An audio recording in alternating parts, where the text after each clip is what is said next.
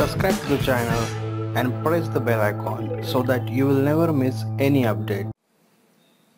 Hello friends, myself Dr. Pradeep Dubal from Dnyanadeep Academy for UPSC and MPSC Pune. The objective of this video is to discuss with you about how to prepare anthropology as an optional for UPSC Mains. Anthropology is one of the most favored and preferred subjects in the recent past because of many advantages it is offering right now. There are also some rumors about anthropology, that anthropology has to be taken only by medical graduates or zoology graduates or those who are having biology as their background. So I'll be clarifying those doubts also. Along with this, I will also discuss about how to prepare and how to study this anthropology from exam point of view and which material has to be read for preparation of this subject. So in the beginning, I will share with you the book list which you have to have with you. The first book I will recommend is of Physical Anthropology by P. Nath. This book has not been written in accordance with the UPSC syllabus, but it has most of the points related to physical anthropology which are included in the syllabus of syllabus of anthropology for UPSC. So this book is a very useful book for physical anthropology part of paper 1. Some people may not get the copy of P. Nath. For those, try to get a copy of S. Das, which is another book of physical anthropology. This book is also a good book, but in first place, many toppers and rank holders have preferred the book by P. Nath. So please try to stick to it. Then second book, third as well as fourth. All these three books, second, third and fourth, that is General Anthropology, Indian Anthropology and Tribal India. All these books are written by Nadeem Hasnain. Among these, the General Anthropology is an introductory book which will introduce you to the subject of anthropology, and it may help you to decide whether to go for anthropology or not. So if at all there are some students who are yet to decide whether to go for anthropology or not, you can refer to this book. If you find comfortable, if you find yourself comfortable or you find your interest in that, then you can go for anthropology without much difficulties. Then second book, that is Indian Anthropology. Indian Anthropology contains many of the syllabus points of paper 2. So paper 2 is dedicated to Indian anthropology or Indian philosophy, social philosophy, then tribal anthropology, village studies, etc. So you can find almost all the points in Indian anthropology. This book is also written by Nadeem Hasnain. And the third book, that is Tribal India, will help you for tribal anthropology, which is again the part of paper 2. Then after three books by Nadeem Hasnain, the fifth which I have mentioned is Printed Notes by Munirathnam Reddy sir. These notes come in 5 volumes. This is a bit bulky material, but it has very nice language and most of the points are covered in a very decent manner.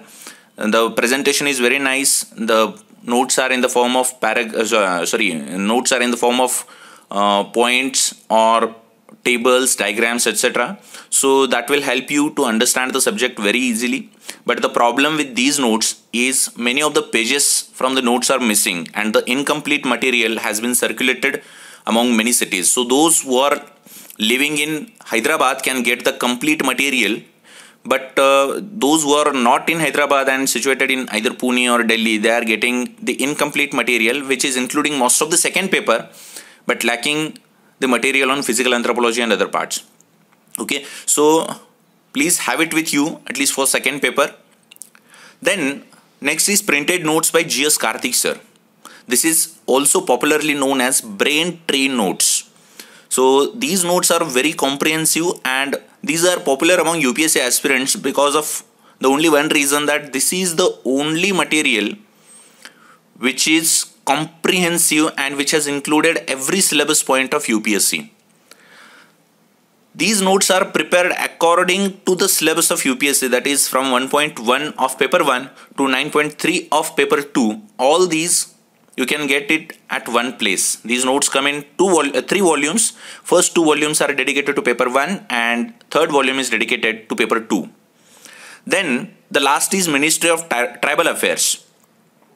The websites of Ministry of Tribal Affairs or Ministry of Social Justice and Empowerment and Ministry of Minority Affairs you need to refer from time to time, but this website of Ministry of Tribal Affairs is the most important one, because tribal anthropology consists of a big section of paper 2 and you have to pay much attention on the schemes related to tribal people or some new initiatives by Government of India.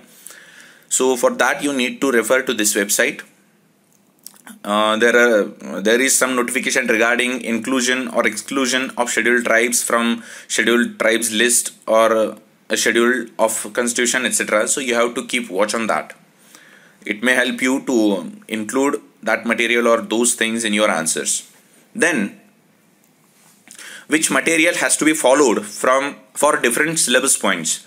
Actually, if at all, even if I have mentioned all these books in a single slide, you don't need to read all this material or all these books from page 1 to last page, because only specific points have to be read from specific books. I'll be clarifying that in the next coming slides. So in the beginning, General Anthropology by Nadeem Hasnain is a book for those who are starting anthropology just now, or those who are yet to start anthropology, yet to decide whether to go for anthropology or not. This book can act as a very good primer while starting your studies. So some people recommend Ember and Ember also for this, but I will not recommend Ember and Ember in the first place, because it is a bit bulky book and the language is a bit difficult than General Anthropology. So General Anthropology is a very concise, precise and small book. You can finish it within 4 to 5 days also, not even 4 to 5 days, sometimes even in 3 days also. So read General Anthropology in the beginning.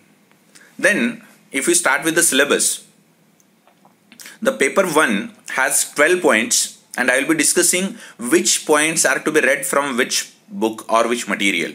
The first point, that is 1, has sub points from 1.1 to 1.8. Among these, 1.1 to 1.3, this is Introductory Anthropology, which includes the scope and meaning of anthropology, then its branches and its relation with the other disciplines like sociology, history, political science, economics, etc. So that is introductory part, which you have to read from Reddy sir's notes. This material is the best material for 1.1 to 1.3. You don't need to go to any other material. Please stick to this. You will be benefited. Then from 1.4 to 1.6, this contains most of the physical anthropology part. So evolutionary theories, primates, primatology and the paleontology, that is the fossil studies and etc. Sorry, not paleontology. Primate anthropology and the evolutionary theories you will get in 1.4 to 1.6. So for this you have to read Reddy sir's notes as well as brain tree notes, and along with these notes you have to refer to P. Nath also for diagrams. Then 1.7 and 1.8. Among these 2 points, 1.7 is about cell biology. So for cell biology as well as 1.8, that is paleontology archaeology. For archaeology you have to refer brain tree notes, as well as for cell biology you have to refer brain tree notes. Then 2.1, 2.2, 2.3, 2.4, 2.5. So these are sub points of point number 2. Then point number 3, point number 4 and point number 5. So from 2.1 to point number 5, all these points are dedicated to social or socio-cultural anthropology, for which you have to read brain tree notes as well as Reddy sir's notes. So 2.1 to 2.5 contains society, culture, marriage, family, kinship. Point number 3 has economic anthropology. Point number 4 has political anthropology. 5 is dedicated to religion. So all these points you have to read from brain tree notes as well as Reddy sir's notes. Then point number 6 is related to anthropological theories, which is a bit difficult part considered by many students. Actually, it's not. If you understand these theories in first place, you will not forget them till your exam. But if you don't understand and if you just mug up the things, you may forget it. So try to understand these concepts, for which Anthropological Thought, a book written by Makhanza, will help you. Along with this book, you will be in need of notes by Pradeep Sarkar sir. So follow these notes for theories part. So these notes and this book by Makhanza will suffice for theories part. You don't need to go to any other material. Then point number 7 and 8. 7 is related to language and communication, and 8 is related to research methods in anthropology. For both these points, you have to again go through brain tree notes. Then 9.1 to 9.8. This has the part of core genetics, then the chapter on race, then ecological anthropology and all those points, for which you have to follow brain tree notes and you have to refer for value addition the P. Nath's book. So genetics you can cover very well in brain tree notes. It is given in linear fashion, that is from 9.1 to 9.8. So you will be able to understand it very nicely.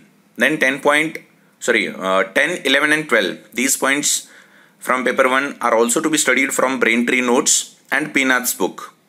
So 10 is related to growth and development, 11 is related to demography, 12 is about applied anthropology. All these you have to read from brain tree notes. Along with, you can add some material or some points from P. Nath's book also for value addition. Then moving forward, this is about paper 2. The syllabus points of paper 2 are from 1 to 9. From this, point number 1.1 and 1.2, you have to read it from Reddy sir's notes. This is again the best material available on Indian archaeology, which is given in 1.1 to 1.2. Then 1.3 is related to ethno-archaeology. Actually, there is no any promising material which can provide you the required points related to ethno-archaeology. So some of the points are given in brain tree notes, which you have to go through, as well as you have to dig out some points from internet sources also, because no any comprehensive material has been given anywhere in the available material till date. So you have to read it from internet as well as brain tree notes. Then 2, 3, 4. These points you have to read from Reddy sir's notes as well as the book Indian Anthropology by Nadeem Hasnain. Indian Anthropology is a very good book for paper 2, especially for point number 2, 3 and 4. Then 5.1 to 5.3, you have to read brain tree notes, because these chapters have not been covered in Reddy sir's notes. You have to read them from brain tree notes. Then 6.1 to 6.3, again the chapters which are included in this are dedicated to tribal anthropology, and that is why you have to refer Tribal India book along with Reddy sir's notes. Reddy sir's notes are very good for tribal anthropology also. Some pictures you may get from the book of Tribal India. They will be helpful to understand the anthropology and to keep it in memory, so that you don't forget those points till your exam. So for that, Tribal India book will help you. Then 7, 8 and 9. These points again you have to read from Reddy sir's notes. These are very nicely given in these notes. So you will be able to notice that most of the points of paper 1 have to be read from brain tree, and most of the points from paper 2 have to be read from Reddy sir's notes. Okay. So Reddy notes for paper 2 and brain tree notes for paper 1 is the simple dictum with some additions and deletions from each. Okay. So this was about study material. Then there are some important suggestions from my side. In paper 1, I'd like to suggest you to attempt maximum questions on physical anthropology rather than socio-cultural anthropology. There is a reason behind this, because the questions on socio-cultural anthropology may seem a bit vague. You may find them difficult to understand, and you may not get what has been asked in the question exactly.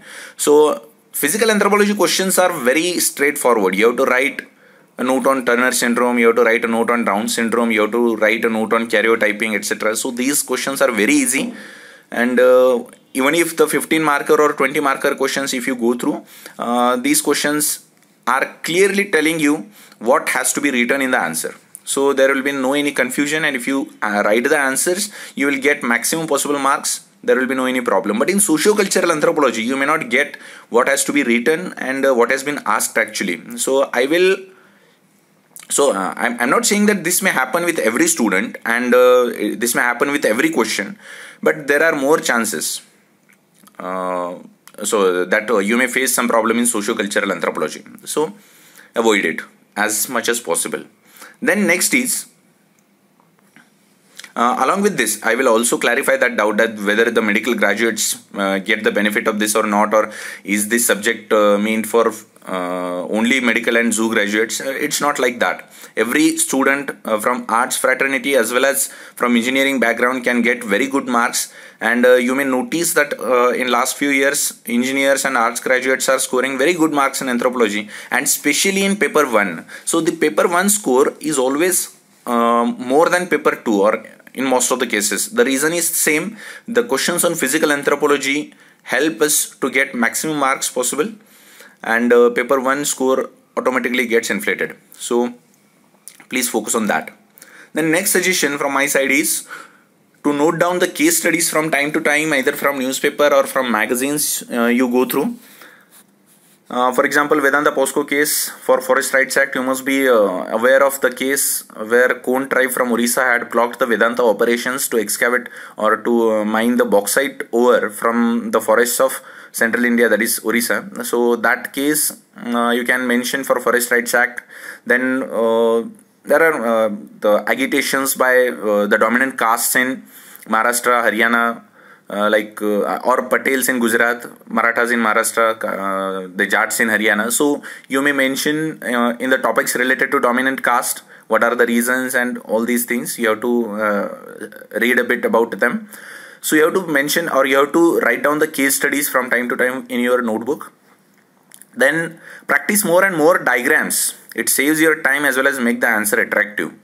So diagrams, flow charts, along with diagrams, I forgot to mention flow charts and tables. So if at all there are some materials which you can put up into tabular form or diagrammatic form, you have to practice it, because it has a dual advantage. It makes the answer more attractive, and it saves your time because much of the content can be filled in a small diagram.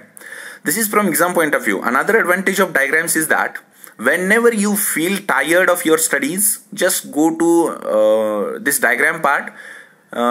Keep practicing your diagrams. This will relieve your stress. This is a very interesting activity. I have practiced it many times, so this will help you a lot.